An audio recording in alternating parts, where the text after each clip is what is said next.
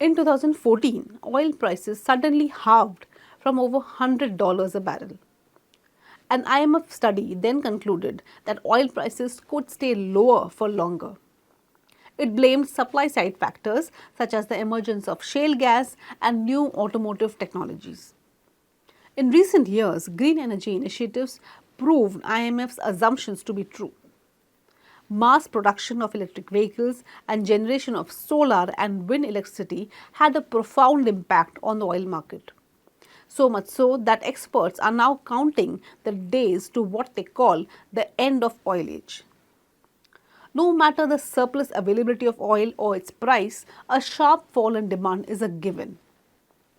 As Sheikh Yamani, a former Saudi oil minister, said, the Stone Age came to an end not for the lack of stones, and the oil age will end but not for the lack of oil. But oil is not the first fuel to witness such a fate. In early 1900s, coal accounted for close to 80% of the global energy consumption. Within 20 years, the share fell by 50%. Within 40 years, coal accounted for 20% share. Eventually, oil displaced coal as the world's main energy source. This happened even though coal was cheaper than oil. Motor vehicles became the preferred means of personal transportation than horse carriages. So oil was the inevitable fuel. In 2020s, automobiles accounted for about 45% of oil consumption in the world. So it is very common to find companies in the automobile, energy and technology sectors working on alternatives for the future. With the rise of electric vehicles and renewable energy, the world may be on the verge of a revolution in transportation and energy technology.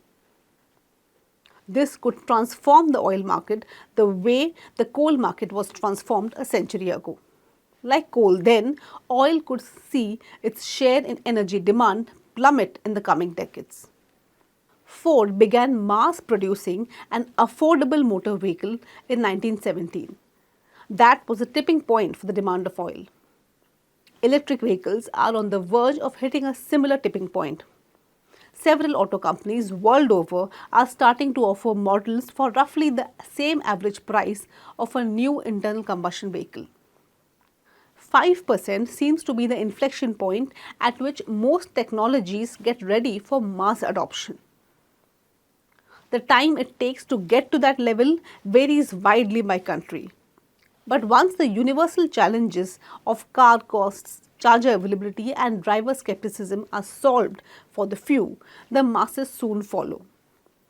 According to a Bloomberg analysis, in 2022, 19 countries had passed what had become a critical EV tipping point. Since then, 5 more countries have made that leap. In the US, the EV tipping point didn't arrive until late 2021. The reason for such a delay in EV adoption was the demand for longer range batteries and charging infrastructure. But by the second quarter of 2023, the penetration of EVs in the US auto market had reached 42%. India is the third largest auto market after China and the US. EVs made up more than 3% of new car sales in the country in 2023. But the question is, would there be enough electricity to power these EVs? Renewable energy resources in India have also witnessed revolutionary growth in the past decade. The cost of producing electricity from solar power has fallen by 80% since 2008 and from wind power by 60%.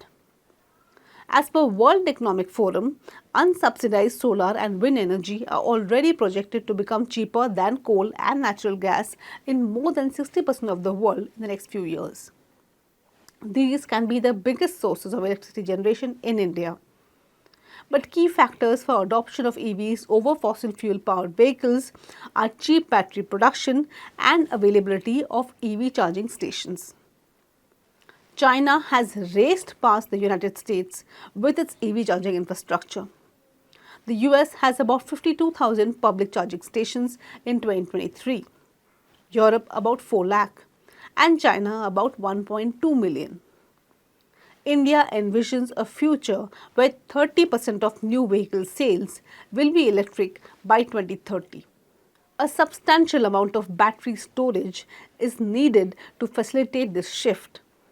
A staggering 34 gigawatts or 136 gigawatt hours to support the additional 450 gigawatts of renewables. According to the International Energy Agency, these projections position India as a global leader in energy storage with expectations of reaching 200 gigawatt hours by 2040.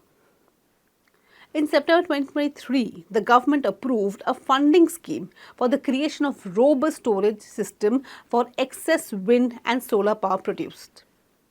A total of 4,000 megawatt hours of battery energy storage system BESS projects will be developed by financial year 2031 under the scheme.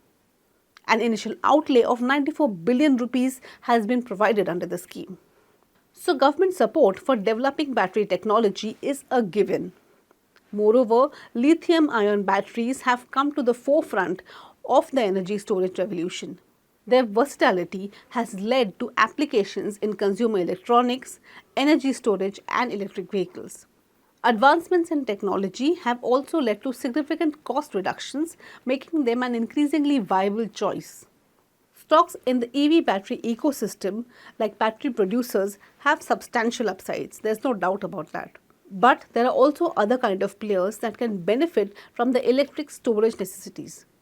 For instance, power producer Tata Power has proposed a capital investment of 130 billion rupees in 2 power storage projects in Maharashtra.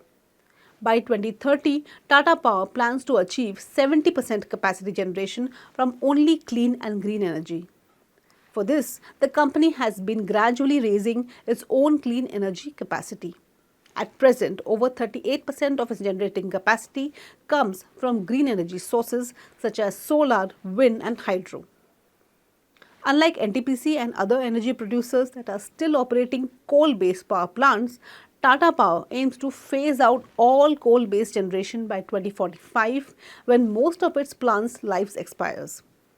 In fact, Tata Power's thermal portfolio has increased by a mere 2.3% per annum between March 2015 and March 2023, with no additions since 2020. At the same time, the company's renewable generation portfolio has grown rapidly at more than 18% per annum, almost 4 times over the same period. In November 2023, Tata Power has received the first set of battery energy storage systems from Tata Autocomp, a leading auto component conglomerate from the Tata Group based in Pune. The lithium-ion based BESS will be manufactured under the joint venture of Tata Power and Tata Autocomp. Therefore, stocks like Tata Power that are transforming themselves from fossil fuel based power producers to green energy storage giants are clearly the ones to watch out for. Hope you like this video. Thanks for watching.